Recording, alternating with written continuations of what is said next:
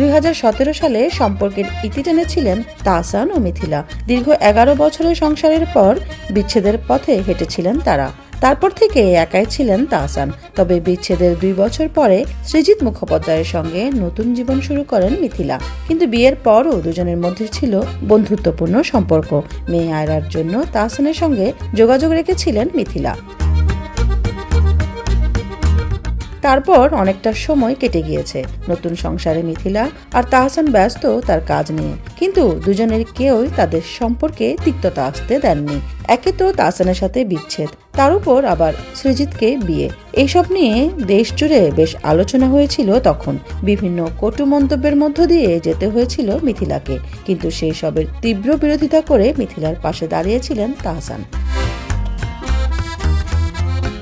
তাহসান ও মিথিলার অভিনয়, বিয়ে এবং বিচ্ছেদ সবই ছিল তুমুল আলোচনায়। বিচ্ছেদের দীর্ঘ 5 বছর পর আবারও তাদের একসঙ্গে দেখা গিয়েছিল। করোনার লকডাউনের কারণে সে সময় বাংলাদেশে ছিলেন মিথিলা। এরপর এক ফেসবুক লাইভে আসেন তারা। সে সময় নিজেদের সমীকরণের কথা খোলাখুলি আলোচনা করেছিলেন এই দুই তারকা। জানিয়েছিলেন বিচ্ছেদ হলেও কোনো রকম তিক্ততা নেই তাদের মধ্যে। বিচ্ছেদের পরেও একে অপরের সঙ্গে বন্ধুত্বপূর্ণ সম্পর্ক নিয়ে মিথিলা একবার বলেছিলেন তাহসান তার প্রাক্তন স্বামী এবং বন্ধুও। তারা দুজন এখনো তাদের সন্তানের বাবা মা। তাই মেয়ের জন্য নিজেদের মধ্যে বন্ধুত্বপূর্ণ ও স্বাভাবিক সম্পর্ক খুব জরুরি বলে মনে করেন তিনি।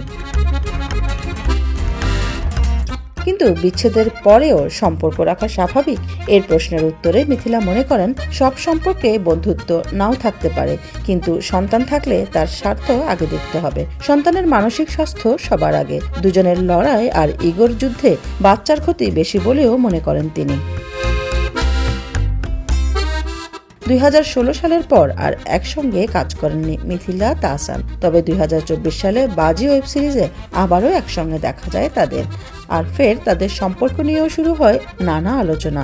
বিচ্ছেদ হলেও তাহসান মিথিলার মধ্যে যে বন্ধুত্বপূর্ণ সম্পর্ক বজায় ছিল সবসময়, সেটাই যেন আরও একবার প্রমাণ করেছেন তারা।